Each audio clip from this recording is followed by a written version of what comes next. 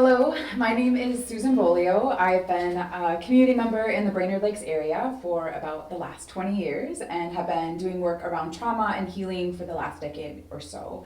And I actually would like us, before we get into the content today, to do a practice together. So I'd invite you to just get yourself into a comfortable position, maybe both feet on the ground, just really feeling into the support of the floor underneath. You can do this with eyes open or closed, whatever feels best to you. I like to close my eyes just because it helps me to really bring my focus and attention inward.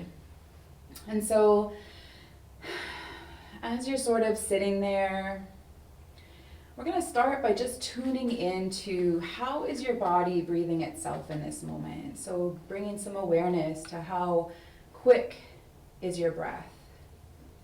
Maybe the depth of your breath.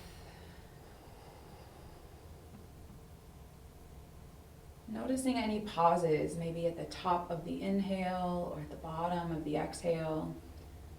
So just noticing, how is your body breathing itself in this moment?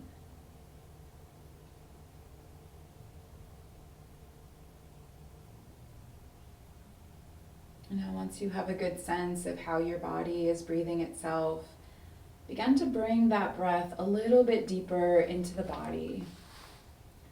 And bringing that breath down into the belly. And it might even be helpful just to place a hand on your belly so you can get a sense of where is your breath going.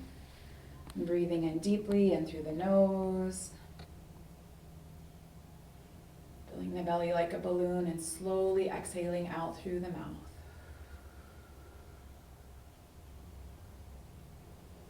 And breathing at your own pace, but bringing that breath deep into the belly. Lengthening the exhale.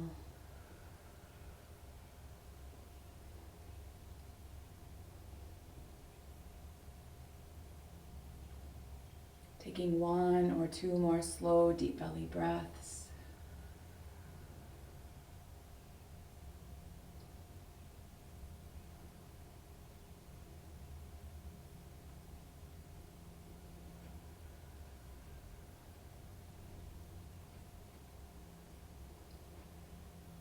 And then allowing your body to just breathe itself again. And begin to notice, how quick is your breath now? And what is the depth of your breath?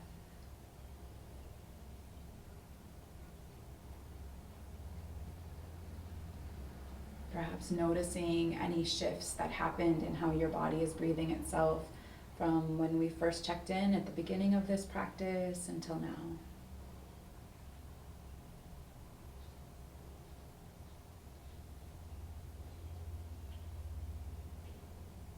And then if you had your eyes closed, you can go ahead and gently open your eyes, bringing yourself back into the space.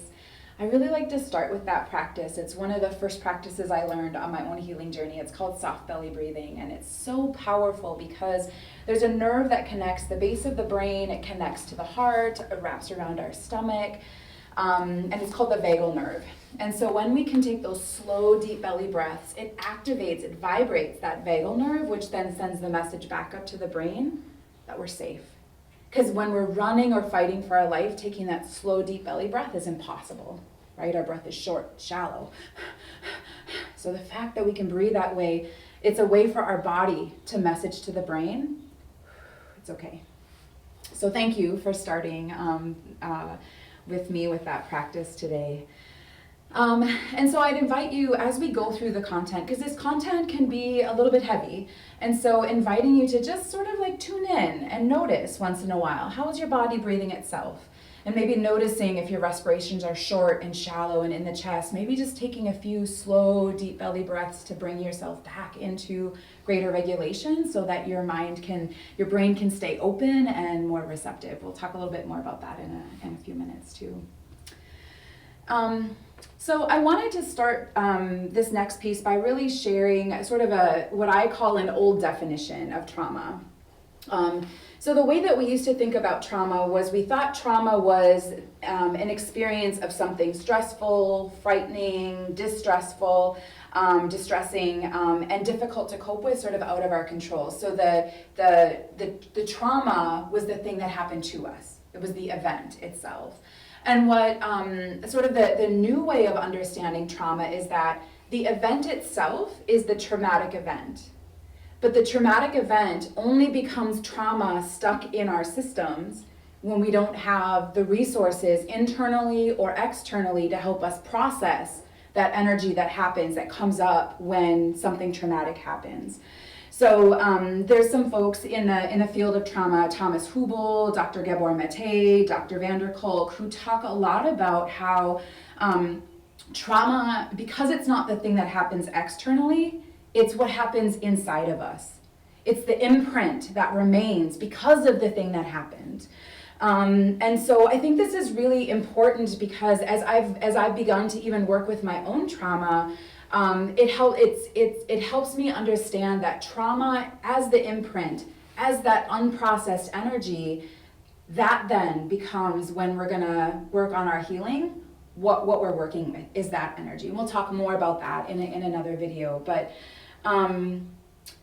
another thing that I wanted to mention is that, when we come in as kids, we often are not highly resourced, and our regulation is dependent on the regulation of our caregivers and others around us. And so because we don't innately have those tools for self-regulation, if we are not taught them, we don't have the ability to process that energy.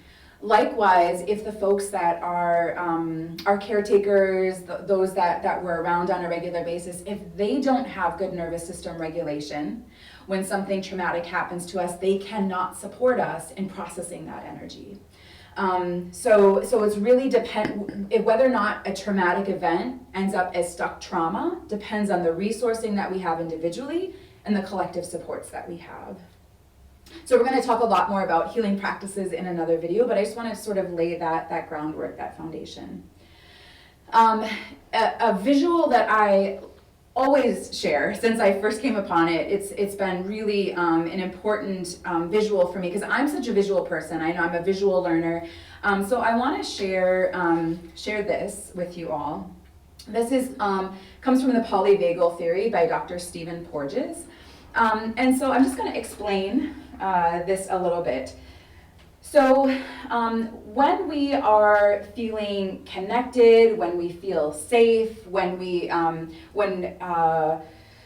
feel connected and safe, we are in what's called the ventral vagal part of our nervous system. And when we're in this part of our nervous system, it's easy to be curious, open, to feel grounded, to be mindful, to be compassionate. Like, it's really easy to be in these states when we are in our ventral vagal part of our nervous system. But we know, as humans, life can get challenging, stressful things happen. And so you can see it's sort of this little wavy line here. So ideally, when stress happens, we're able to deal with it, do what we need to do, and be able to drop back down into the green. Right? So this is, being in this red state is not bad. Because the other truth of it is anytime we're learning something new, it's stressful for us. Whether we're learning to play a new instrument or a new sport or learning how to read or learning how to go from flip phones to smartphones. Like, I don't know how many of you are old enough to remember that, but anytime we're learning something new, it actually activates the stress response because the brain is not familiar with it. So because it's new, it creates a bit of stress. So this is totally normal to have this. And in fact, we'd get pretty bored if we were always in this state. So a little bit of stress can be really helpful, and it can actually help build our resilience. I think a lot of times as parents we think, oh, we don't want our kids to ever be stressed out, but if our kids don't learn how to work with stress, then they're going to get activated way up here with just a little bit of stress. So stress is not bad, but knowing how to work with stress is really important. Now, as you sort of go up here though, if you're not able to drop back down into the green, you began to activate the sympathetic response, this fight-flight response. And so in this, along with a whole bunch of physiological things that happen, which we'll talk about in a minute, there's also emotions that tend to go with it. So you might notice yourself feeling worried, concerned, frustrated, irritated, anxious, right? These are still sort of down here in this part of the red. But the more something is stressful and the less resource we feel to deal with it, we jump up higher into here, into fear, panic, rage, and anger. Now, one of the things that's important about this state is in this state, we're still in the, I can do this, I can figure it out, I can run from it, I can fight from it, I can. There's still a sense of agency often in this state. However, if we can't run and we can't fight, our next best option for survival is to jump up into here, into this dorsal vagal part of our nervous system. So this is the freeze response. This is when the body begins to go into collapse. This is when we begin to dissociate, to numb out, because we can't run or fight whatever it is that is causing this incredible distress. Our best option for survival is to shut down from the felt sense of it, because it's too overwhelming. We can't stay in that hyper-aroused state and still live our lives. And so in this, you're going to see emotions or things such as depression, helplessness, hopelessness, feeling trapped, just really like, contracting down. I think about these as sort of like, again, I think about everything as energy, but in this state, our energy is open, our energy is expansive. In this state, our energy starts to get more contracted, right? And we'll talk more about this too, but the physiology is our muscles get tight, ready to run, ready to fight, all that sort of stuff. So things start to get tight. And then when we get up into this state, we are so contracted, we're literally frozen. It's hard to move. And so I think it can be helpful to think about energy and tuning into, are my muscles really tight and constricted? Or do I feel open, right? And so understanding like what these different states and tuning in, pausing to tune in a couple times a day. Am I green? Am I red? Am I blue? Where am I in my nervous system? And based on that, what might be supportive to help me bring me back down into the green? The last thing I want to mention on this slide is that when we come up into this state here, in order to drop back down into the green, we have to go back through often the very things that created that sense of overwhelm to start with. And so what can happen is if we still are not resourced ourselves or have the supports we need to process that, we're going to jump back up into the blue. So we're going to cycle between fight, flight, freeze, fight, flight, freeze, fight, flight, freeze, right? And that's what I call the trauma cycle. And that's why resourcing ourselves and having supports of others are so essential, because that allows us to actually come back down into this green, into our ventral vagal space where we're open, where we're curious, where it's easy to feel connection with others, to feel joy, be in the present moment. Another thing that I want to talk about is a lot of times when we experience traumatic events and we don't have what we need to process that energy, either internally or external resources. Because the energy is so overwhelming, again, we have to shut down from the felt sense of that. So if the pain is in the body, we begin to shut down from feeling our body. If the pain is an emotional pain, we begin to shut down from our emotions. If it's thinking, we begin to lose sight of what are we thinking? What are the thoughts going through? And the more shut down we become to these parts of us, the harder it is to connect with others, the harder it is to connect with the earth. Because our bodies, our being, are like the tools, the vessels that help us connect with others. One of the ways that I like to think about this is the body, the language of the body is sensations.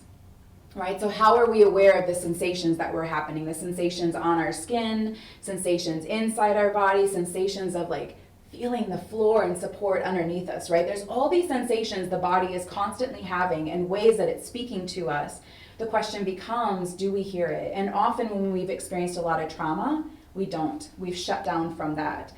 And this can be challenging for two reasons, many reasons, but two that I'll mention. One is it can make us really hyper-vigilant, thinking there's danger everywhere, right? And so we can become really hyper-vigilant in that, and or we might not notice the cues that our body's sending us that we actually are in danger and we should probably get out of there. So it can either make us hyper-vigilant where we see danger everywhere, or make it so that we're not aware of the danger when it actually is there, and we can end up putting ourselves in situations where we can get harmed.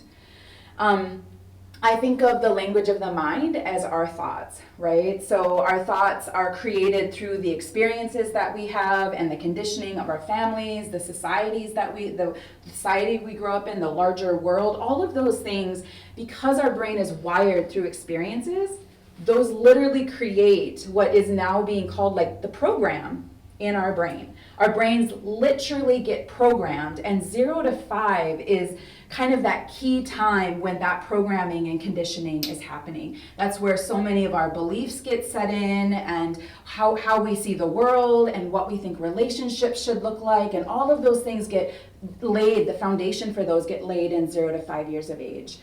And part of that has to do with the state of the brain at that point. It's at a state where it is very malleable, it is very open and receptive, because the brain at that point is trying to learn, understand, what is this world that I live in? How do I make sense of it? How do I survive in it, right? So the brain at that age is wired to take in all of that.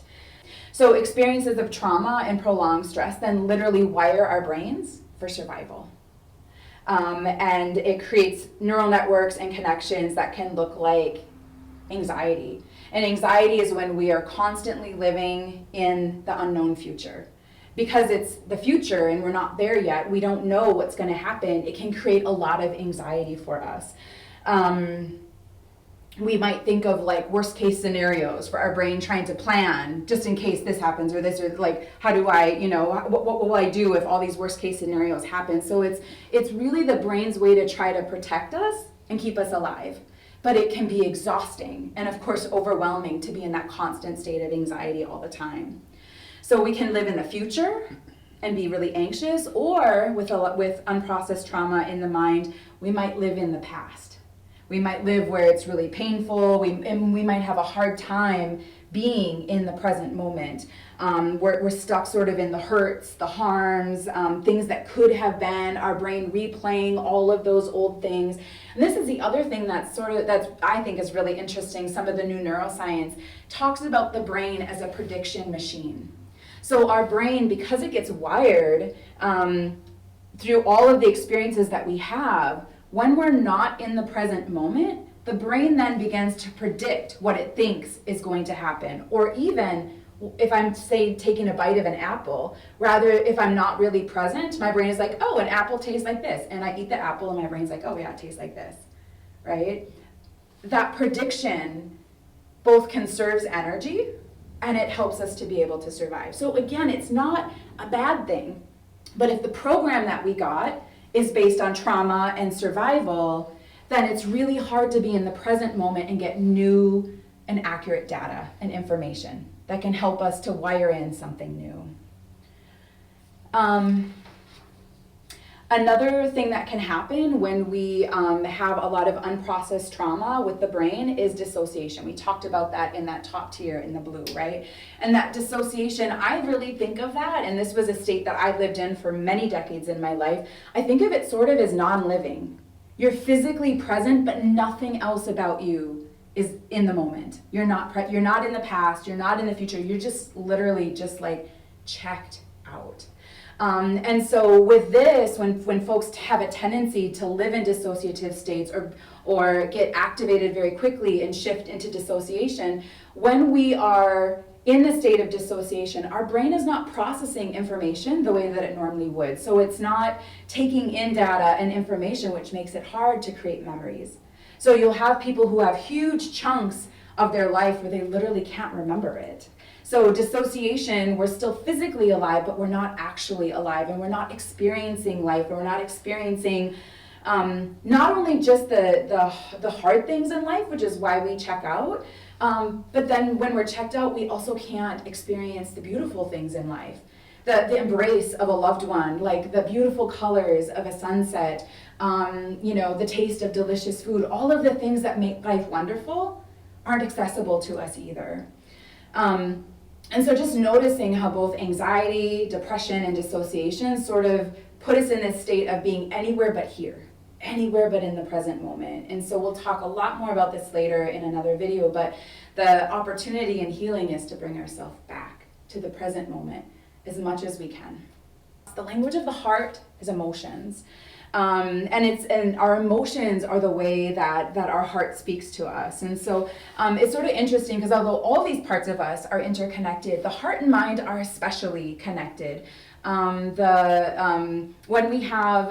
something happens, let's say, for example, somebody cuts me off in traffic, and I might have a thought about that, like, oh, they're a jerk, right, or whatever. If I think that thought creates an emotion, right? Because then I have a not good emotion about that. Versus if my thought was, oh, they must be in a hurry, I wonder what's happening for them, that's going to create a different emotion. So our thoughts and emotions are very closely linked. And or we might feel an emotion of something, and then our mind will create a story about why are we feeling this emotion, what's going on for us. So beginning to tune into how our mind and our heart are interconnected and impact each other is really an important piece as well.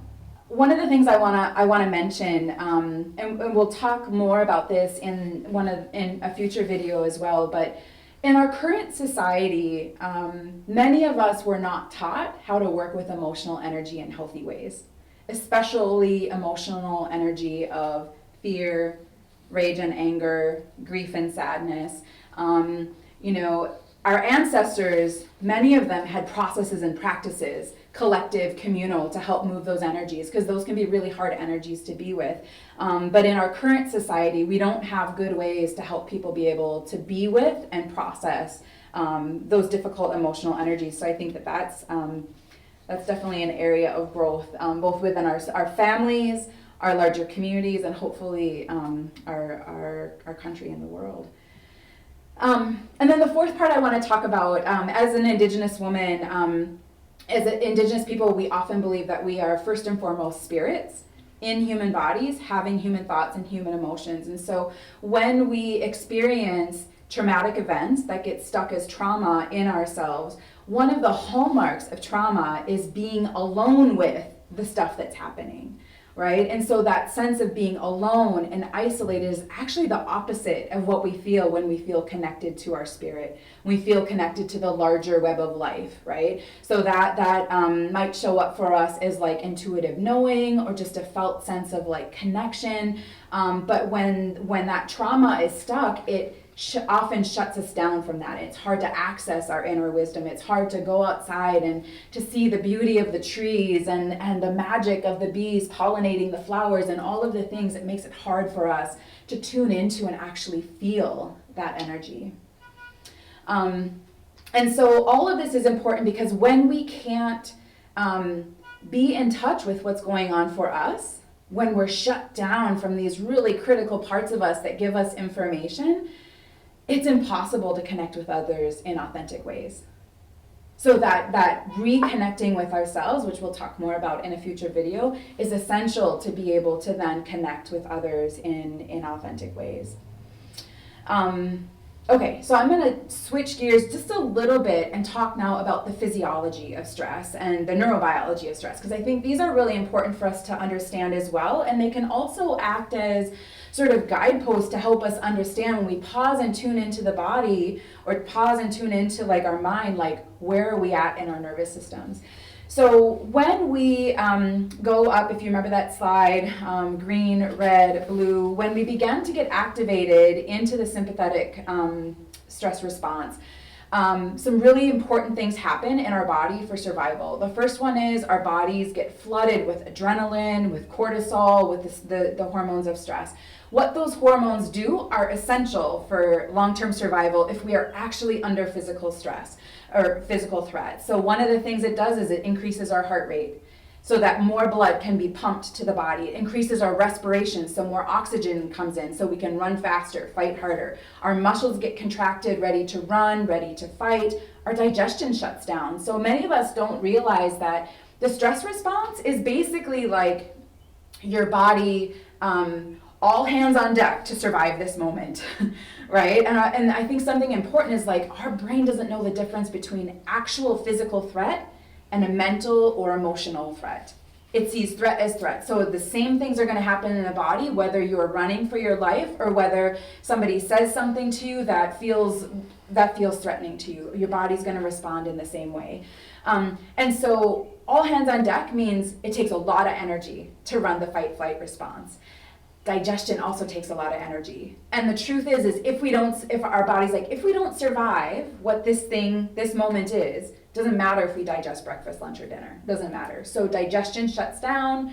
Our immune system initially gets a bump in anticipation that we might be injured in whatever this physical altercation is that we have. But again, the immune system takes a lot of energy. So we can't stay in that and running the fight-flight system. So our immune system begins to tank, which is why when people are under chronic stress, they often get sick. And they get sick, really sick for weeks, or sick with illness after illness after illness.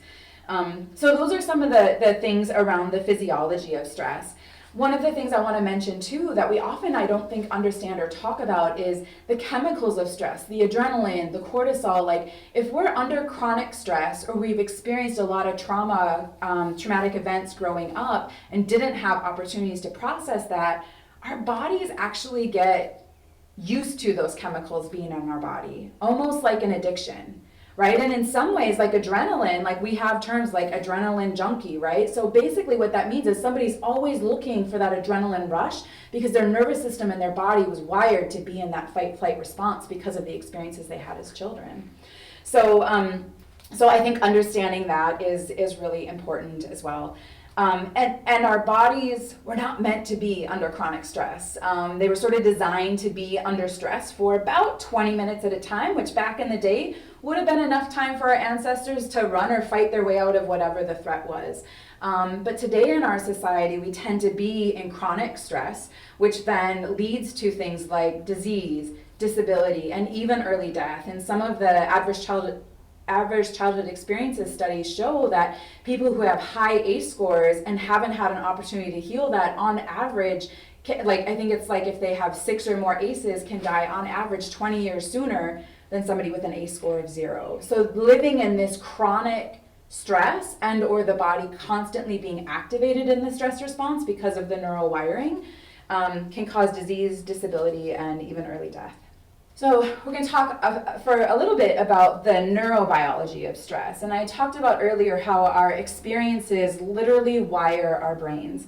And so when we get activated into that fight-flight response, there's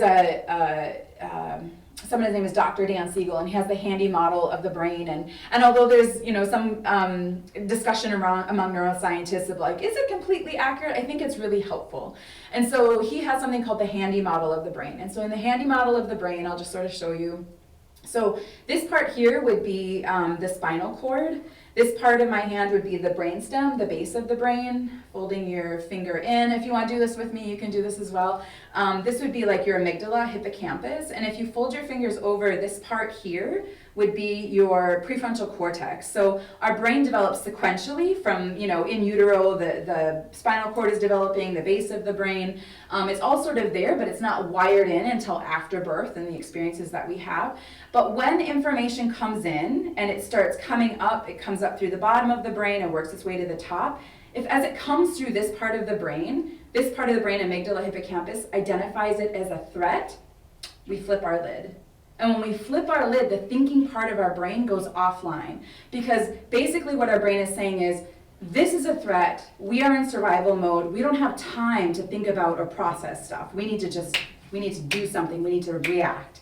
And so this has really served humans well in the past, but living in the sort of like world that we live today and with so much unprocessed trauma, we can get activated and flip our lid very easily, and it makes it hard, almost impossible to make good decisions because we're moving from that survival state. When this happens and we're constantly in this fight-flight response, our brain gets wired for short-term survival rather than long-term connections. And it's the long-term connections that generates thriving for us, individually and collectively. So trauma keeps us from being able to shift into long-term connection and relationship, healthy relationships, and generating thriving. The last thing I'll say about this, which I think is pretty interesting, is all of this is about survival. So it's not about these things being good or bad. It's understanding how we're wired and how our biology works to try and keep us alive. But we also have what's called a negativity bias. And so a negativity bias means that we tend to remember the bad so that hopefully we can avoid it in the future and survive.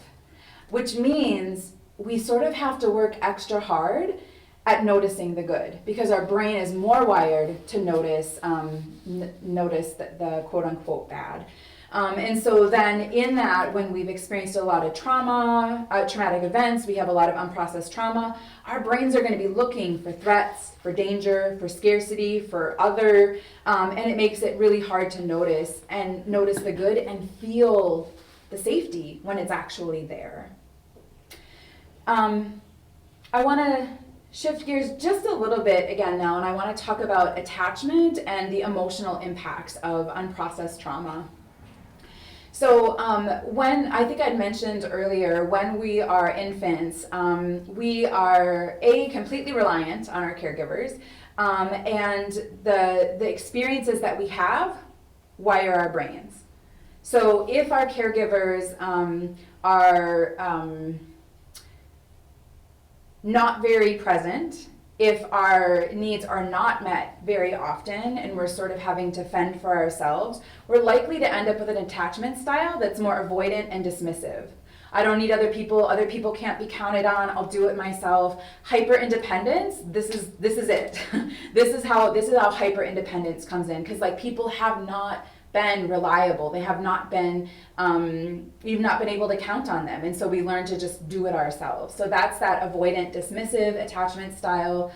For people who grow up with caregivers who are sometimes nurturing and provide for their needs and other times aren't, those kids will tend to be really anxious, and or they might be they might have the fawn response or that people pleasing, right? Because it's like, okay, well, if this person is happy, then I'm likely to get my needs met. Or if this person is happy, then I'm likely to be safe. So what do others need so that I can get my needs met?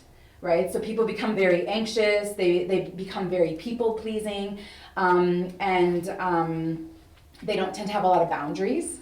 Because it's all about like what is the other need versus like what do I need, and so that can create codependence.